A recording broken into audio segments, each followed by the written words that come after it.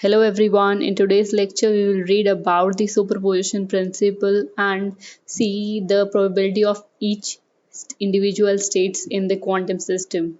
So let's begin our session for today.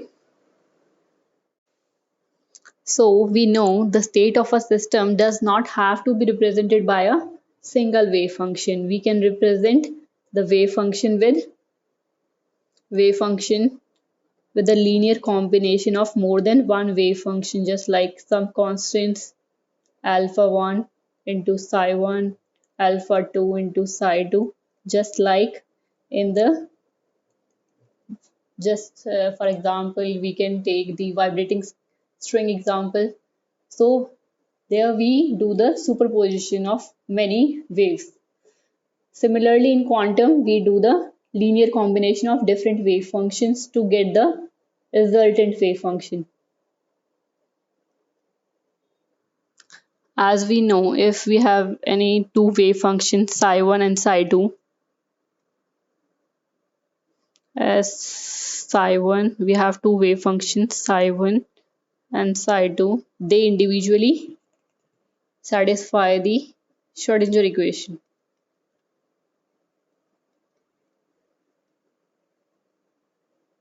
So if we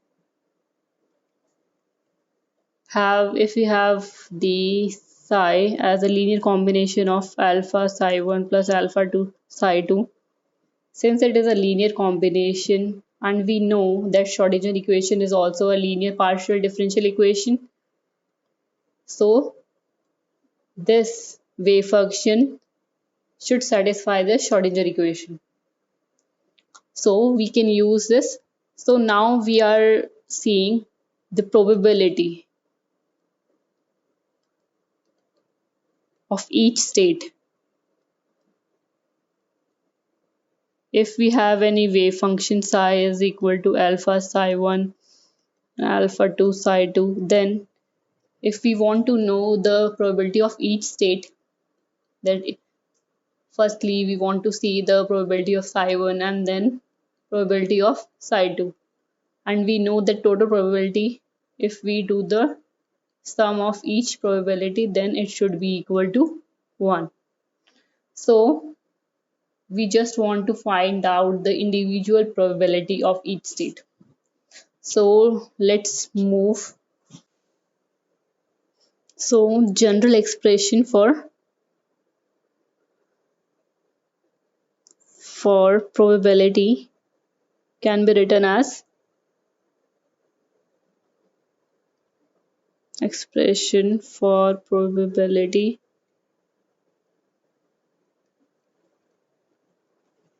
can be written as summation I number of terms, and then we have to do the alpha I and then psi I, phi I, and then square.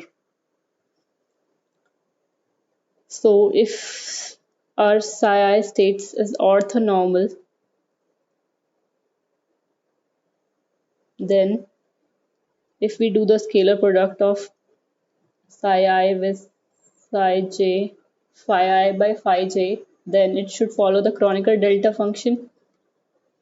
If I is equal to j, then our scalar product will become 1 and 0 if psi I is not equal to j. So this is a Kronecker delta function. So if we assume the wave function to be orthonormal,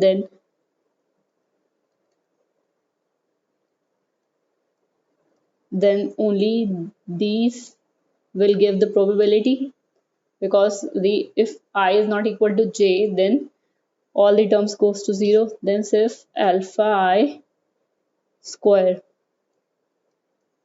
will give the probability. So we can write summation I alpha I square.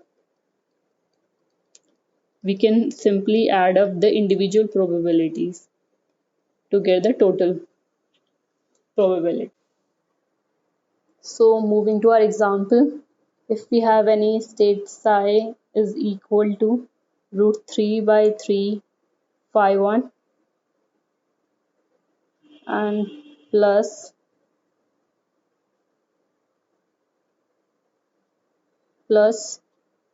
root 2 by 3 phi 2 and then 2 by 3 phi 3.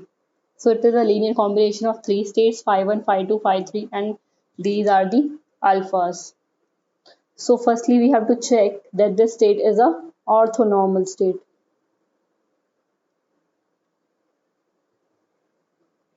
So we just have to check this by doing the scalar product.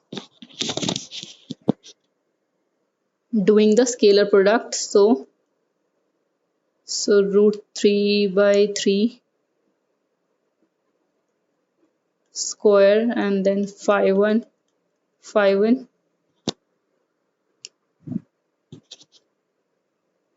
plus root 2 by 3 square phi 2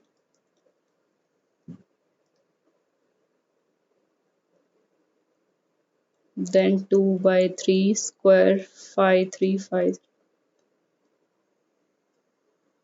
Since the individual states phi 1, phi 2, phi 3, so these three states are normalized. So these are the scalar product of individual states are 1. So our scalar products comes out to be 3 by 9 plus 2 by 9 plus 4 by 9. This 6 plus 9 by 9, it's coming out to be 1. So it is a normalized, this linear combination of states is a normalized wave function. The resultant wave function is a normalized. So we can now proceed to our next step. So we now have to find out the probability of phi 1 state.